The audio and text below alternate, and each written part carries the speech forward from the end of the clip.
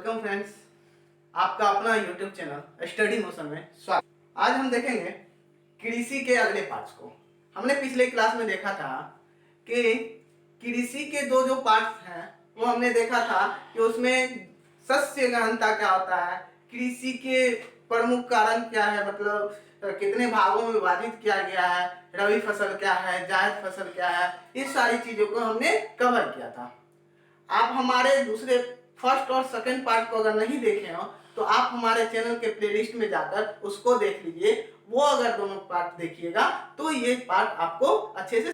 तो आज हम देखते हैं इस पार्ट में मुख्य फसलें, यानी चावल की जो खेती होती है उसमें कितनी तापमान चाहिए, है ना, कितनी औसत वर्षा चाहिए, और सबसे बड़ी बात है कि हमारे भारत में किन राज्यों में सबसे ज्यादा चावल की खेती। तो हम लोग चलिए देखते हैं कि चावल ना, चावल की खेती जो होती है उसमें वर्षा का जो अनुमानित सेंटीमीटर बताया गया है कि वो 125 से 200 सेमी होनी चाहिए। और किस तापमान पे अच्छी खेती होगी चावल की, तो 32 से 70 डिग्री होनी चाहिए। मिट्टी चीका युक्त यानी चिकनी मिट्टी होनी चाहिए। और उत्पादन क्षेत्र में पश्चिम बंगाल हमारे भारत में अव्वल स्थान पर आता है। उसके बाद दूसरे नंबर पे उत्तर प्रदेश है और तीसरे नंबर पर बिहार है। क्वेश्चन बहुत सारे कॉम्पिटिटिव एग्जाम में पूछते हैं। यह वीडियो खास करके 10th क्लास के लिए है, लेकिन जो भी कॉम्पिटिटिव एग्जाम्स की तैयारी कर रहे हैं स्टूडेंट, उनके लिए यह वीडियो यानी हमारा जो भी पार्ट्स है वो वीडियो बहुत ही इंपॉर्टेंट हो। क्वेश्चन पूछता है कॉम्पिटिटिव एग्जाम में भी कि चावल की खेती सबसे ज्यादा भारत के किन राज्यों में होती है, तो इसका आंसर हो जाएगा पश्चिम बंगाल, दूसरा नंबर में उत्तर प्रदेश और बिहार। अगर ओवरऑल वर्ल्ड की बात की जाए, विश्व की बात की जाए, तो चीन जो है, हमारा पड़ोसी राज्य चीन, इसकी राजधानी बीजिंग है, वो पहले स्थान पे है और हमारा भारत दूसरे स्थान पर है। तो हम चावल के बारे में कुछ और हमारे यहाँ जो है चावल एक प्रमुख खाद्यान्न फसल बन के उभरा हुआ है, क्योंकि जनसंख्या के दृष्टिकोण से चावल जो है हमारे भारत में, भारत की बात क्यों करें, विश्व की बात करें, तो चावल एक प्रमुख खाद्यान्न फसल के तौर पर उभरा है। तो चावल में बात करें कि भारत जो है विश्व में 22% चावल की खेती होती है, विश्व में 22% चावल की खेती होती है। और भारत के कृषि जो भी जितनी भी कृषि भूमि है उसका 23% कृषि पर चावल की खेती होती। कितना? 23% चावल की खेती होती, 23% भूमि पर चावल की खेती होती है और 22% जो है इसका उत्पादन होता है। अब बात करते हैं गेहूं की, यानी खाद्य फसल में गेहूं भी जो है हमारे भारत का अग्रणी फसल बन के उभरा हुआ है। चावल के बाद जो भी खेती होती है सबसे ज्यादा वह गेहूं का होता है, जहां पे वर्षा 75 सेमी होनी चाहिए और तापमान 10 से 20 डिग्री होनी चाहिए। उस स्थान पर गेहूं की खेती बहुत ही अच्छी होगी, है ना। उसके बाद मिट्टी कौन सी होनी चाहिए? दोमट मिट्टी। कौन सी? दोमट मिट्टी, जो कि उत्तर प्रदेश, पंजाब और बिहार में ये मिट्टी बहुत ही ज्यादा मात्रा में पाई जाती है। इसलिए उत्तर प्रदेश गेहूं के मामले में 1 नंबर पे है और पंजाब दूसरे नंबर पे और बिहार तीसरे नंबर पे है। बात करते हैं पूरे विश्व में, तो विश्व में गेहूं का स्थान चीन ने फिर से अपने दबदबा को बरकरार रखा और चीन में गेहूं का उत्पादन सबसे ज्यादा होता है और दूसरे नंबर पे है भारत। दूसरे नंबर पे है गेहूं की जो खेती होती है विश्व में 10%, यानी विश्व का 10% जो खेती होती है सिर्फ गेहूं का होता है। गेहूं के चलते 1967 में हरित क्रांति आई थी, जिसके कारण गेहूं के फसल के कारण ही, उत्पादन के कारण ही इसको हरित क्रांति का नाम दिया गया। और हरित क्रांति के जनक कौन है जी? डॉक्टर एस स्वामीनाथन, एस स्वामी। अब बात करते हैं ज्वार का। ज्वार किस में आता है जी? अन्य खाद में आता है। ज्वार जो है अन्य खाद में आता है। तो ज्वार का जो वर्षा कितना चाहिए उसको? 40 से 50 सेमी। तापमान कितना चाहिए? 25 से 30 डिग्री, है ना। मिट्टी कैसी चाहिए? बलुई मिट्टी चाहिए, बलुआही मिट्टी चाहिए, है ना। और इस कहाँ पे सबसे ज्यादा खेती होती है? महाराष्ट्र में होती है, गुजरात में होती है और मध्य प्रदेश में। महाराष्ट्र, गुजरात और मध्य प्रदेश में होते हैं। यहाँ पे बलुआही मिट्टी बहुत ज्यादा ही पाई जाती है। बात करें ज्वार की तो हमारे भारत में सबसे ज्यादा महाराष्ट्र में इसकी खेती होती है। ओवरऑल विश्व की बात की जाए तो ज्वार जो है 1 नंबर पे भारत का स्थान रहता है। 1 नंबर पे भारत है ज्वार के उत्पादक। अब बात करते हैं बाजरा मक्का की। बाजरा मक्का के लिए दोनों के लिए सेम वर्षा चाहिए, 75 सेमी, है ना। इसका तापमान कितना होना चाहिए? 21 से 27 डिग्री के बीच। और इसकी मिट्टी कितने कैसी होनी चाहिए? जलोढ़ मिट्टी, जो जल के निक्षेपण से, जल के बहाव के कारण एक दूसरे नए स्थान पर इकट्ठा हो जाता है, वो मिट्टी कैसी कहलाती है? जलोढ़ मिट्टी। तो जलोढ़ मिट्टी पे बाजरा और मक्का की खेती होती है। और सबसे ज्यादा खेती हमारे भारत में उत्तर प्रदेश में होती है। दूसरे नंबर पे बिहार आता है और तीसरे नंबर पर राजस्थान आता है। ओवरऑल अगर हम विश्व की बात करें तो इसमें भी हमारा भारत 1 नंबर पे। एक हम बाजरा यानी मक्का के ओवरऑल विश्व के उत्पादन की बात करें तो यूएसए पहले स्थान पर आता है और चीन दूसरे स्थान पर आता है। अब बात करते हैं रेशेदार फसल की। रेशेदार फसल यानी कपास और जूट की बात करते हैं। कपास के लिए वर्षा कितनी चाहिए जी? 50 से 100 सेमी। तापमान कितना चाहिए जी? 21 से 25 डिग्री। और यहाँ इसको कैसी मिट्टी चाहिए? काली मिट्टी। हमने पिछले वीडियो में बताया था अभी कि कपास को काली मिट्टी कपासी मिट्टी यानी काली कपासी कहा गया है। उत्पादन में अगर भारत में बात करें तो महाराष्ट्र राज्य में 1 नंबर पे आता है, दूसरा है गुजरात और तीसरा है पंजाब। अगर हम ओवरऑल कपास की खेती की बात करें विश्व में तो यूएसए और चीन का जो है पहला स्थान है। यूएसए क्या 1 नंबर पे है और 2 नंबर पे कौन है जी? चीन है। अब बात करते हैं जूट की खेती की। जूट भी रेशेदार फसल के अंतर्गत आता है, जिसको वर्षा कितना चाहिए जी? 150 सेमी। और तापमान 25 से 30 डिग्री की चाहिए। और मिट्टी भी इसको क्या चाहिए जी? जलोढ़ मिट्टी चाहिए। और बात करें ओवरऑल अपने भारत की तो भारत में पश्चिम बंगाल राज्य 1 नंबर पे आता है। किसके लिए? जूट की खेती के लिए। लेकिन दूसरे नंबर पे उत्तर प्रदेश और तीसरे नंबर पे बिहार आता है।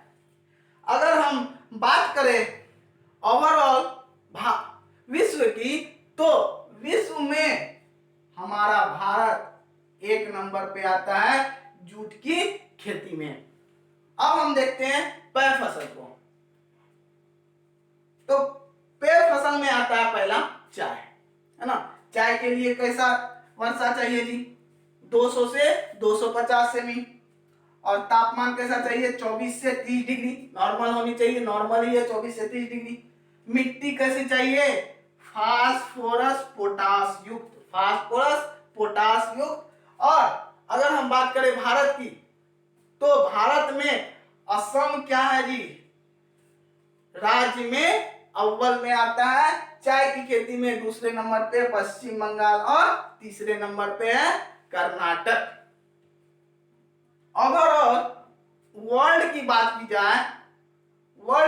की जाए कि चाय का कौन सा स्थान है विश्व में उत्पादन में, तो वो है हमारा भारत। कौन सा है जी? हमारा भारत। और दूसरे नंबर पे आता है चीन, दूसरे नंबर पे चीन आता है। अब बात करते हैं कॉफी की। कॉफी में चलते हैं। तो इसका वर्षा कितना चाहिए जी, 150 से 200 सेमी की, और तापमान डिग्री 15 से 30 के बीच होनी चाहिए तो अच्छी फसल होगी, है ना। और मिट्टी कैसी चाहिए, चूना युक्त, जहां की मिट्टी चूना युक्त हो उस मिट्टी पे कॉफी की खेती अच्छी होती है। अगर हम बात करें भारत में किन राज्यों में सबसे ज्यादा कॉफी की खेती होती है, तो वह है, एक नंबर पे कर्नाटक आता है, दूसरा नंबर पे असम आता है, और तीसरा नंबर पे पश्चिम बंगाल आता है। तो हम कॉफी में अगर विश्व की बात करें तो विश्व में सबसे ज्यादा उत्पादन कहाँ पे होता है, कॉफी की खेती कहाँ पे होती है, तो एक नंबर पे आता है ब्राजील, और दूसरे नंबर पे प्रति हेक्टेयर के मामले में आता है वियतनाम, है ना जी। कॉफी में एक नंबर पे ब्राजील आता है। अगर भारत की बात की जाए तो कर्नाटक में आता है। कॉफी के बारे में एक स्टोरी है, छोटी सी स्टोरी, कि कॉफी सबसे पहले भारत में यमनों ने लाया था। किसने, यमन देश है, यमनों ने कॉफी को भारत में लाया था, और बाबा बुदन की पहाड़ी पर इसकी रोपण की थी। बाबा बुदन की पहाड़ी पर इसकी रोपण की थी, जो कि कर्नाटक में है। इसलिए कर्नाटक को भारत का सबसे अग्रणी राज्य माना गया है कॉफी के उत्पादन के मामले में। ये देखते हैं, 5वें नंबर पे है हमारा नगदी फसल। नगदी फसल में कौन सा आता है जी, गन्ना और रबर। चलते गन्ना की बात करते हैं। तो इसमें वर्षा कितना चाहिए जी, 100 से लेकर 150 सेमी पे, और इसका तापमान कितना होना चाहिए, 20 से 30 डिग्री पे, और इसकी मिट्टी कौन सी होनी चाहिए, दोमट मिट्टी। दोमट मिट्टी रहेगी तो गन्ना की फसल सबसे ज्यादा देगी। और अगर हम भारत में अग्रणी राज्य की बात करें तो उत्तर प्रदेश एक नंबर पे आता है और उत्पादन क्षेत्र में, और महाराष्ट्र दूसरे नंबर पे, और तमिलनाडु तीसरे नंबर पे आता है। गन्ना की खेती में ओवरऑल विश्व की बात करें तो ब्राजील जो है एक नंबर पे आता है, और 2 नंबर पे हमारा भारत आता है, ब्राजील और भारत। अब बात करते हैं रबर की। तो रबर में कैसी वर्षा चाहिए जी, इसमें अधिक आर्द्रता होनी चाहिए, अधिक नमी होनी चाहिए। जितना ज्यादा से ज्यादा बारिश होगी, आर्द्रता यानी हमारा भूमि में नमी होगा, उसमें रबर की खेती सबसे ज्यादा होगी, और तापमान भी अधिक होनी चाहिए। मिट्टी सभी प्रकार के मिट्टी में इसकी फसल होगी। अब बात करें उत्पादन क्षेत्र में, भारत में अग्रणी राज्य में केरल एक नंबर पे आता है, और तमिलनाडु 2 नंबर पे आता है, और हमारा मेघालय जो है यह तीसरे नंबर पे आता है। ओवरऑल अगर हम ओवरऑल विश्व की बात करें तो रबर में थाईलैंड एक नंबर पे है, और मलेशिया 2 नंबर पे है। थाईलैंड और मलेशिया जो है ओवरऑल क्रमानुसार है। करते हैं दलहन फसल की। हमारे भारत में विश्व की ही बात करें, वेजिटेरियन जो है बहुत ही ज्यादा, शाकाहारी और जो भी भोजन करते हैं उसके लिए दलहन फसलें इंपॉर्टेंस हो जाता है। तो दलहन फसल में हम देखते हैं चना का।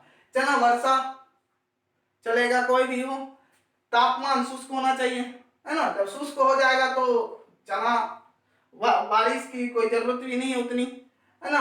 मिट्टी सभी प्रकार के मिट्टी पे इसकी फसल बोए जाएंगे। अब ये तरीका कैसा होना चाहिए कि आप किस तरह से उसको उत्पादन में लाते उपज करते हैं, है ना। इसमें उत्पादन क्षेत्र में भारत में अग्रणी राज्य की बात करें तो उत्तर प्रदेश फिर से अपना वर्चस्व दिखाते हुए एक नंबर पे आ रहा है, और बिहार दूसरे नंबर पे, और राजस्थान तीसरे नंबर पे आ रहा है। ओवरऑल अगर हम दलहन में विश्व की बात करें कि सबसे ज्यादा जो है दलहन की खेती विश्व में सबसे ज्यादा कहाँ पे होती है, तो इसमें हमारा भारत जो है आगे आ रहा है ना। भारत दलहन की खेती में ओवरऑल विश्व में एक नंबर पे है। अब बात करें मसूर दलहन की, तो इसका वर्षा भी ओवरऑल मीडियम में चलेगा, और शुष्क तापमान होनी चाहिए, है ना। शुष्क तापमान होनी चाहिए, और मिट्टी कोई भी चलेगा, लेकिन वही एक्सेप्शन हो जाता है कि आप किस तरह से खेती कर रहे हो उसके, है ना। और उत्पादन क्षेत्र में बात करें तो इस बार बिहार अग्रणी राज्य में एक नंबर पे आ रहा है, किसमें जी, मसूर में, है ना। और 2 नंबर पे हमारा मध्य प्रदेश और उत्तर प्रदेश है। अब बात करते हैं तेलहन फसल की। तेलहन यानी तेल, है ना, जिसमें आपको सोयाबीन की तेल भी आ जाती है, अंडे की तेल भी आ जाती है, सरसों का तेल भी आ जाता है ना, तीसी का तेल भी आ जाता है, बहुत सारे तेल आ जाते हैं। अगर और हम सरसों की बात करें तो सरसों में वर्षा, तापमान, मिट्टी इज नॉट वैल्यूएबल, है ना, इसमें कोई मायने नहीं रखता। लेकिन हाँ, उसकी खेती के लिए आपको मेहनत करनी पड़ेगी कि आप किस मिट्टी पे उसका उपज कर रहे हैं, कैसा आपके यहाँ का क्लाइमेट है, ये सब सारी चीजें आप पर निर्भर करती है, सेल्फ डिपेंडेंट होना। तो उत्पादन क्षेत्र में हमारा राजस्थान किसमें, सरसों में 1 नंबर पे आ रहा है और उत्तर प्रदेश 2 नंबर पे आ रहा है। अब देखिए यहाँ पे मिट्टी की बात हो गई, तो राजस्थान में किस तरह का मिट्टी है, ये शुष्क प्रदेश है ना, वहां पे मिट्टी बलुआई होती है ना। तो अब राजस्थान के लोग भी सरसों का पैदावार कर रहे हैं, उत्तर प्रदेश में तो बलुआई मिट्टी है नहीं, है ना, तो उत्तर प्रदेश के लोग भी क्या कर रहे हैं, सरसों की खेती कर रहे हैं। तो ओवरऑल डिपेंड ऑन यू। अब बात करते हैं तीसी, तीसी तेल की, इसमें भी वर्षा, तापमान और मिट्टी इट नॉट वैल्यूएबल। बात करें उत्पादन क्षेत्र में तो बिहार, उत्तर प्रदेश और मध्य प्रदेश क्रमशः 1, 2, 3 नंबर पे आते हैं, है ना।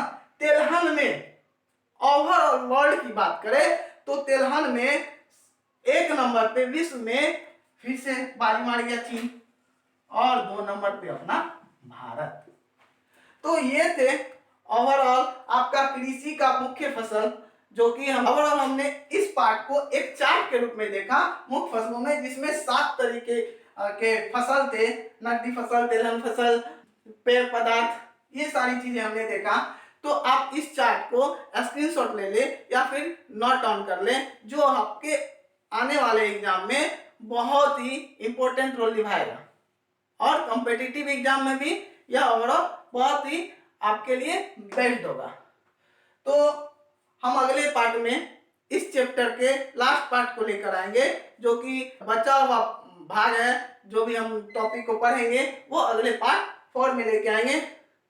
अगर हमारा वीडियो या हमारा पढ़ाया हुआ स्किल आपको पसंद हो तो प्लीज सब्सक्राइब करें, लाइक करें और कमेंट करें, और अपने फ्रेंड सर्किल को जो 10th की तैयारी कर रहे हैं या कॉम्पिटिटिव एग्जाम्स की तैयारी कर रहे हैं वहां तक जरूर शेयर करके पहुंचा दें, ताकि अदर स्टूडेंट्स को भी मिले, जिससे वो आगे की तैयारी अच्छी तरह से कर भी सपोर्ट मिले और मोटिवेशन मिले और अच्छी अच्छी वीडियो लाए। और हाँ, प्रत्येक दिन करंट अफेयर का वीडियो विथ पीडीएफ, जो कि आपको डिस्क्रिप्शन में उसका लिंक भी मिल जाएगा पीडीएफ का, वो प्रत्येक दिन अपलोड होता है, और जो कि हर एक कॉम्पिटिटिव एग्जाम में यह एक तुरुप का इक्का की तरह, मान लीजिए कि हर एक कॉम्पिटिटिव एग्जाम में 5 से 10 क्वेश्चन करंट अफेयर से रहता है। तो हमारे चैनल को सब्सक्राइब करें, बेल आइकन को